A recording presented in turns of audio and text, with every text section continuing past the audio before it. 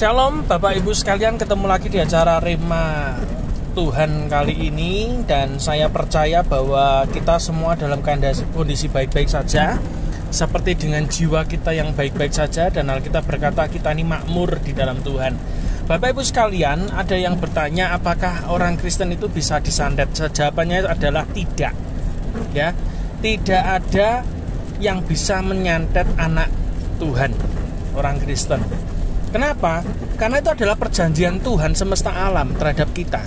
Orang-orang yang percaya kepadanya, yaitu Yesus, diberinya kuasa, diberinya akses untuk menjadi anak-anak Allah.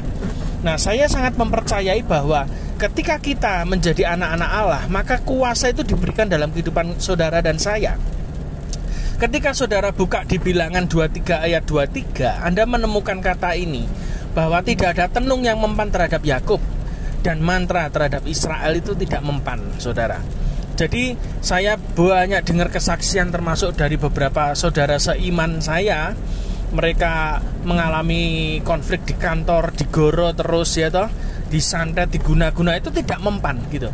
Memang dia harus menghadapi itu, tetapi tidak mempan. Yang terjadi kemudian adalah apa yang dikirim itu kembali kepada keluarga yang mengirim. Dan itu terjadi betul.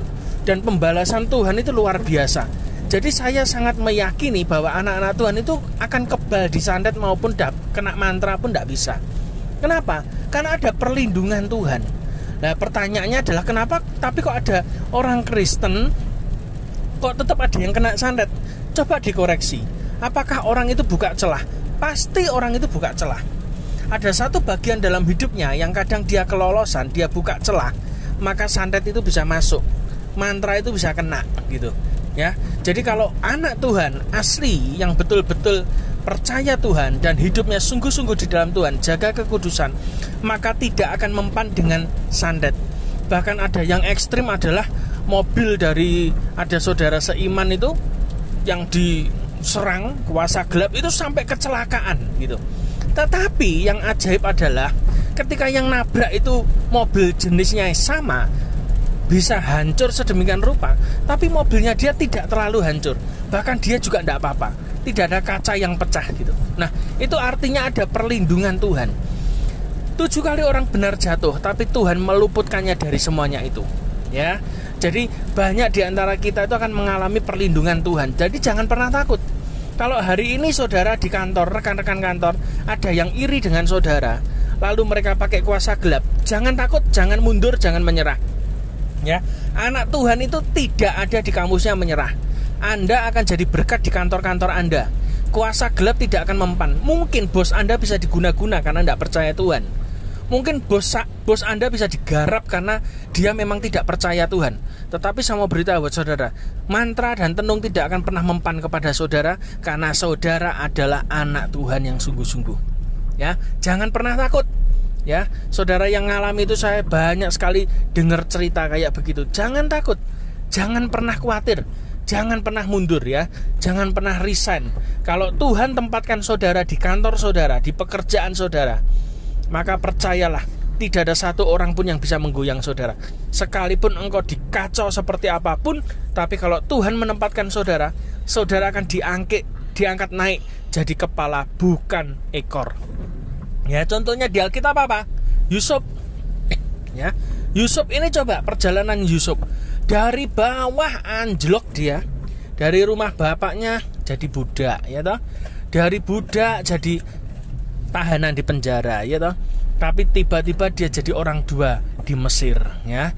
Contoh paling gampang siapa di Alkitab? Sadrah, Mesah, Abednego. Mereka adalah orang-orang yang dipakai Tuhan di pemerintahan. Dicari kesalahannya tidak ada, kecuali satu, mereka menyembah Tuhan. Anak Tuhan itu tidak punya celah. Oke?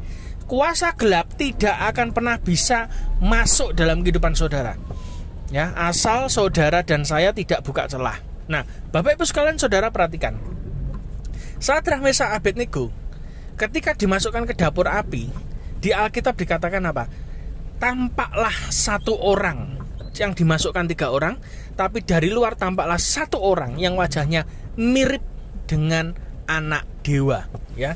Itu kalau dalam bahasa Indonesia. Tapi kalau bahasa Inggris dengan jelas dikatakan the sons of God, ya, the Son of God, anak Allah. Siapa itu? Saya percaya itu adalah penampakan Yesus sendiri.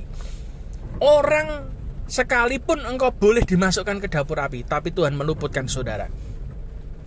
Ya, mungkin saudara digorok sampai saudara kecelakaan, tapi percayalah tidak akan melukai saudara. Yang kecelakaan mobilnya, tapi orangnya selamat. Amin. Sama seperti Sadrah, Meshach, dan Abednego. Ya, digorok terus sama orang-orang di kantornya misalnya. Ya, sama kan itu. Dia kerja di pemerintahan, ya tadi dicari-cari salahnya, tidak ketemu. Disuruh nyembah, tidak mau, ya toh. Dibuat aturan-aturan yang menyulitkan dia. Tetapi Alkitab berkata ketika dia dimasukkan ke dalam dapur api, Tuhan tetap menyertai dia. Hari ini mungkin kondisi saudara mengharuskan saudara untuk masuk ke dapur api, tapi saya mau bernubuat hari ini, tidak akan mempan. Amin. Api tidak akan menjilat sedikit pun dari jubah saudara. Api tidak akan menjilat apapun yang engkau pakai hari ini. Kenapa? Karena ada perlindungan Tuhan. Ada the Son of God yang masuk juga ke dapur api menemani saudara. Contoh yang ketiga siapa? Daniel. Daniel juga begitu. Dia kerjanya betul. Dicari-cari salahnya tidak temu. Kesalahannya ya sama, cuma satu. Dia tidak mau menyembah patungnya raja. Maka yang terjadi apa? Dia dimasukkan ke gua singa. Loh, ya toh? Dimasukkan ke gua singa. Dia harus melalui itu. He must pass away. Harus melewati itu. Jangan takut, jangan khawatir. Itu hanya lewat saja. Proses itu anak Tuhan jangan alergi dengan proses. Orang itu teman kantor saudara, itu bisa cari-cari kesalahan saudara, tapi dia tidak akan bisa nemukan yang lain. Dia akan cari apapun sampai saudara betul-betul kena hukuman. Dan mungkin hari ini ada di antara saudara juga mengalami seperti Daniel. Kerjaannya perfect pun loh, masih bisa kena salah, ya toh? Gara-gara dia tidak mau menyembah patung. Lalu yang terjadi adalah raja dengan berat hati karena dia sudah terlanjur mengeluarkan peraturan, maka Daniel dimasukkan ke dalam gua singa. Ya, dan ketika Daniel dimasukkan ke gua singa, apa yang terjadi? Dia tetap masuk. Ya. Mujizat terjadi bukan Daniel ini tidak jadi dimasukkan gua singa, enggak, dia tetap masuk loh. Sadrah, Abednego, ya toh, mujizatnya terjadi kapan? Ya tetap dia masuk dulu ke dapur api. Bukan dia tidak jadi masuk dapur api. Banyak kita itu kan kadang mujizat itu kita framing sendiri kan. Pertolongan Tuhan kita framing sendiri. Caranya gimana? Kita tidak akan masuk dapur api, kita tidak akan masuk gua singa. Salah. Anda harus masuk dulu. Kadang dalam hidup ini Anda harus masuk dulu. Yusuf pun juga masuk penjara. Daniel masuk gua singa. Sadrah, Meshach, Abednego tetap juga akan masuk dapur api. Tapi Alkitab berkata ketika Daniel dimasukkan ke gua singa, Daniel tetap hidup dan dia berkawan dengan singa. Dengarkan baik-baik, musuhmu akan menjadi orang yang tunduk di hadapanmu. Ini pesan profetik buat saudara. Kalau hari ini kok diguna-guna, ya toh, dipakai pelet, gendam, mantra dan lain sebagainya, tenung, saya mau beritahu tidak akan mempan dengan saudara. Malah musuh-musuhmu itu akan datang, tunduk, sujud dan melayani saudara. Anak Tuhan itu bintang di langit, bukan pasir di laut loh ya. Keturunan Abraham kan ada dua bangsa yang besar kan. Yang satu seperti bintang di langit itu adalah Ishak, tapi yang pasir di tepi laut adalah Ismail. Tetapi kita bukan orang yang diinjak-injak, tapi kita adalah orang-orang yang ada di atas. Kita adalah the rising star-nya Tuhan. Tidak ada yang mempan. Mantra tenung tidak akan pernah mempan terhadap keturunan Yakub dan keturunan Israel. Kita adalah keturunan Yakub secara rohani. Kita adalah keturunan Israel secara rohani. Ucapkan setiap hari dalam nama Yesus, kuasa gelap dipatahkan.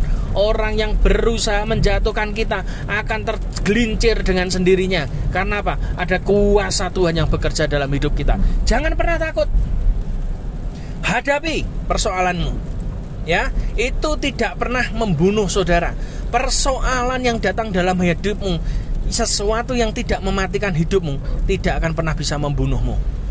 Tetapi percayalah, ketika engkau mengalami persoalan-persoalan itu, anak Tuhan itu dihambat tambah merambat, dibabat tambah hebat. Tidak ada ceritanya anak Tuhan mengalami proses mutung, minggat, ya toh, melipir. Tidak ada, itu bukan anak Tuhan. Sekalipun kau pendeta, berarti engkau bukan pendetanya Tuhan. Tapi anak Tuhan sejati punya masalah, selesaikan, hadapi. Jangan takut. Tetap masuk penjara, tetap masuk gua singa, tetap masuk dapur api. Tapi Alkitab berkata Tuhan meluputkannya dari semuanya itu. Daniel keluar dalam kondisi utuh. Sadrah, Mesak, Abednego keluar dalam kondisi utuh. Bahkan Yusuf keluar juga kondisi utuh dari penjara. Dan mereka semua semakin dipermuliakan oleh Tuhan. Jangan takut, jangan gentar kalau ada orang-orang yang tidak kenal Tuhan, bangsa lain yang mencoba untuk menghancurkan posisi saudara. Saya mau bernubuat hari ini, tidak akan mempan dalam nama Tuhan Yesus. Posisi saudara adalah posisi penting. Engkau akan dipakai Tuhan luar biasa dalam hidupmu. Jangan pernah takut, jangan pernah mundur sedikit pun. Ya, kalau engkau ditempatkan Tuhan di tempat kerjamu sekarang, itu berarti kehendak Tuhan. Belajar percaya pada Tuhan, belajar taat pada Tuhan, belajar mengandalkan Tuhan. Kalau memang kau harus melalui prosesnya, lalui. Kalau engkau harus didakwa, dipermalukan, lalui. Kenapa? Selama engkau bersama dengan Tuhan, engkau akan melalui itu semua. Tetapi percayalah, pembela kita, Allah Israel, tidak pernah tertidur. Dan setiap kuasa-kuasa gelap yang diarahkan kepada kita, senjata yang ditempa terhadap kita, tidak akan mempan dalam nama Yesus. Jadi sekarang percaya, mari kita anak Tuhan berjalan bukan dengan kepala tertunduk. Engkau adalah anak-anak raja, engkau punya kuasa yang luar biasa. Pasti engkau punya jalan keluar dalam hidupmu. Tuhan sediakan cara yang ajaib dan engkau akan keluar sebagai pemenang. Hari ini katakan secara profetik dalam hidupmu, This mine. Tanah ini adalah milikku, kata Tuhan. Setiap tanah yang kau injak itu jadi milikmu. Kalau engkau keturunan Abraham, Ishak, dan Yakub, dengarkan janji ini. Kalau engkau ditempatkan di kantor, kantor itu miliknya Tuhan. Setiap kantor yang kau injak itu jadi miliknya Tuhan. Setiap ruangan yang kau injak itu jadi miliknya Tuhan. This land is mine. Tanah ini jadi milikku. Ucapkan secara profetik. Ada kuasa yang tidak bisa dipatahkan oleh apapun. Ada kuasa yang bekerja yang luar biasa. Dan itu akan ada dalam kehidupan kita, menyertai kita. Kenapa? Karena saudara dan saya adalah anak-anak Allah. Jaga kekudusan, jangan buka celah. Amin. Terima kasih, Tuhan Yesus memberkati. Selamat berjuang. Saya percaya dapur api tidak akan mematikan kita, gua singa tidak akan menghentikan langkah kita, dan penjara tidak akan membuat kita mundur. Tapi keluar dari itu semua, saya percaya kita akan dipakai Tuhan lebih dahsyat lagi. Tuhan Yesus memberkati.